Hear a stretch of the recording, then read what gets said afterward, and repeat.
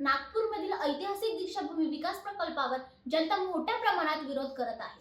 RSAच्या इथे पार्किंगसाठी पुष्कळ जागा असून तिथे पूजनीय डॉक्टर बाबासाहेब आंबेडकर दीक्षाभूमी स्मारक समितीने पार्किंग का नाही केली? संपूर्ण नागपूरमध्ये खूप अशी खाली मैदाने आहेत जी सरकारच्या ताब्यात आहेत।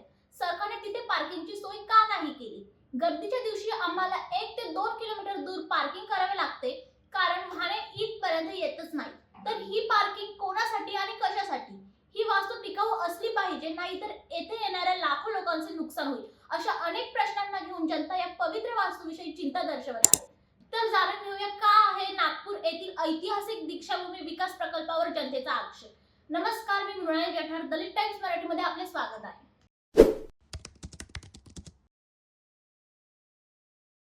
नागपूर दीक्षाभूमी येथे आंदोलने चालू आहेत। सकाळी 10 ते संध्याकाळी 5 पर्यंत समाज येथे आंदोलन करत आहे। 200.31 कोटी रुपये खर्च करून ऐतिहासिक विकास प्रकल्प दीक्षाभूमी स्मारक समिती सोबत राबविण्यात येत आहे।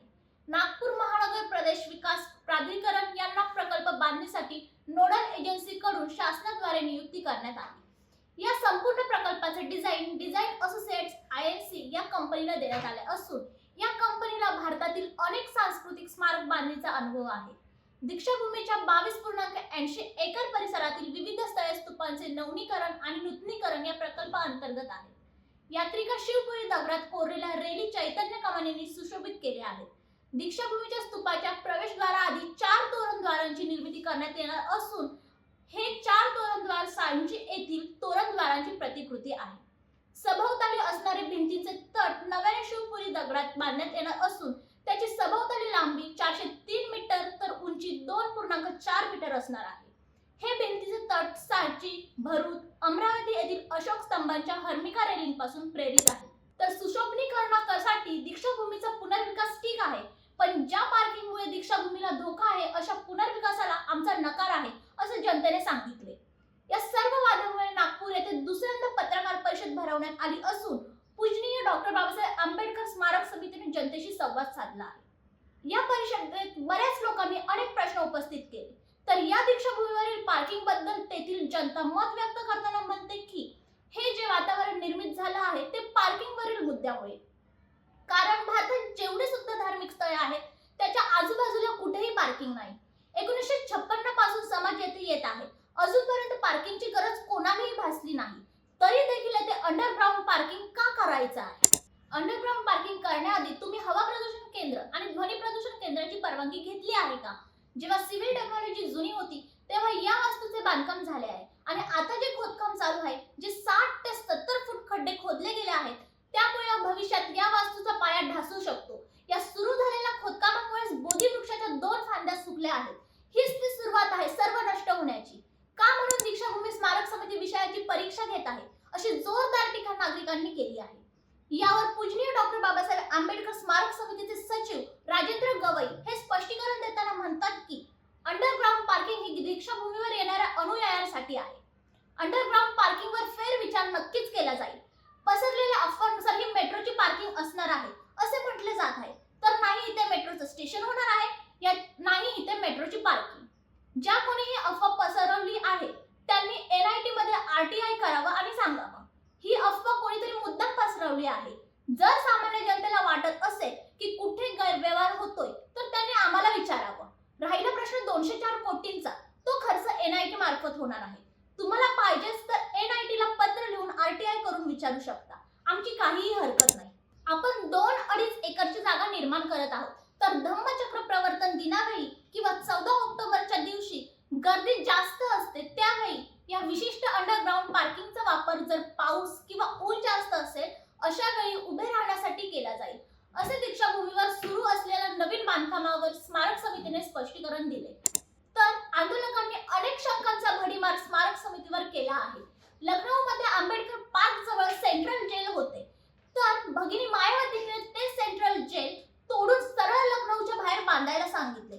तिथे 1700 करोडांच्या मूर्त्या आहेत आणि तुम्ही केवळ 200.31 करोडच्या प्रकल्पासाठी दीक्षाभूमीवरच पार्किंग करत आहात, असे म्हणत आंदोलकांनी निशाणा साधला आहे। जनतेच्या वक्तव्यानुसार जिथे 1000 किंवा 5000 लोकांची क्षमता आहे आणि त्यापेक्षा जास्त लोक तिथे गेले तर ऑक्सिजन पातळी -2 किंवा -3 पर्यंत जाऊन कमी होऊन इतर समस्या निर्माण होऊ शकते. 20 वर्ष झाली तरीही दीक्षाभूमीचा चौथा दरवाजा चालू केलेला नाही, तर त्यासाठी सरकार बाजूच्या जागेची मागणी का करत नाही? ह्या गरजा आवश्यक आहेत त्या सरकार करत नाही. जनतेच्या वक्तव्यानुसार जिथे 1000 किंवा 5000 लोकांची क्षमता आहे आणि त्यापेक्षा जास्त लोक तिथे गेले तर ऑक्सिजन पातळी -2 किंवा -3 पर्यंत जाऊन कमी होऊन इतर समस्या निर्माण होऊ शकते. 20 वर्ष झाली तरीही दीक्षाभूमीचा चौथा दरवाजा चालू केलेला नाही, तर त्यासाठी सरकार बाजूच्या जागेची मागणी का करत नाही? ज्या गरजा आवश्यक आहेत त्या सरकार करत नाही. येथे पिण्याच्या पाण्याची सोय नाहीये, बाथरूम्सची सोय नाहीये, तर ती व्यवस्था करावी. कोणतेही धार्मिक स्थळ प्रदूषित होऊ नये म्हणून पार्किंग ही त्यापासून 2-2 किलोमीटर दूर असते आणि तुम्ही सरळ या वास्तूमध्ये अंडरग्राउंड पार्किंग करत आहात. जर उद्या कोणी अनावश्यक गोष्टी गाडीतून आणल्या तर याला जबाबदार कोण राहणार? आणि तुमचे पुनर्विकासाचे काम धम्मचक्र प्रवर्तन दिन तसेच 14 ऑक्टोबरच्या आधी होणार आहे का? असे प्रश्न जनतेने समोर ठेवले आहेत. जनतेला शांत करत स्मारक समितीने आश्वासन दिले आहे की आम्हाला 1-2 महिने कामाला विलंब झाला तरी चालेल, पण ऑक्टोबरमध्ये धम्मचक्र प्रवर्तन दिनाचा कार्यक्रम हा होणारच. आपल्याकडे जागेची फार कमतरता आहे म्हणून धर्मशाळा वगैरे इथे नसणार आहे. उत्तरेकडे कृषी विभागाची जागा आहे आणि पूर्वेकडे आरोग्य विभागाची जागा आहे. ती जागा आम्ही मागवत आहोत. त्यानंतर आम्ही तशी व्यवस्था करण्याचा प्रयत्न करू. दीक्षाभूमीवर स्टॉल्स सुद्धा ठेवले जाणार आहेत, तर अधिकचे टॉयलेट सुद्धा तिथे केले जातील. सध्या आम्ही प्रथम लागणाऱ्या ज्या गरजा आहेत त्यांना प्राधान्य दिलेले आहे. चौथ्या गेटचा जो प्रश्न आहे, तर जसे तुम्ही उत्स्फूर्त इथे आला आहात असेच त्या जागेसाठी तुम्हाला आंदोलन करावे लागेल. सातारा येथे बाबासाहेबांच्या आईचे स्मारक, रमाबाईंचे स्मारक तसेच इंदू मिलचे स्मारक अजूनही झालेले नाही. या सर्वांचा मेंटेनन्स हा खरंच चिंतेची बाब आहे. मेंटेनन्स साठी आम्ही सरकारशी बोलणार आहोत. आम्हाला 2 वर्षांमध्ये या सातारा येथे बाबासाहेबांच्या आईचे स्मारक, रमाबाईंचे स्मारक तसेच इंदू मिलचे स्मारक अजूनही झालेले नाही. या सर्वांचा मेंटेनन्स हा खरंच चिंतेची बाब आहे. मेंटेनन्स साठी आम्ही सरकारशी बोलणार आहोत. आम्हाला 2 वर्षांमध्ये याची कायापालट करायची आहे. याचे नाव तर जगभरात आहेच आणि अजून व्हावं अशी आमची इच्छा आहे. या वास्तूचे सुशोभीकरण करणे आणि अत्यंत देखणी अशी वास्तू बांधणे हे आमचे एकमेव उद्दिष्ट आहे, असा खुलासा पूजनीय डॉक्टर बाबासाहेब आंबेडकर स्मारक समितीने केलेला आहे. तुम्हाला ही माहिती कशी वाटली हे कमेंट सेक्शन मध्ये नक्कीच कळवा. व्हिडिओ आवडल्यास लाईक आणि शेअर करा आणि अशाच नवनवीन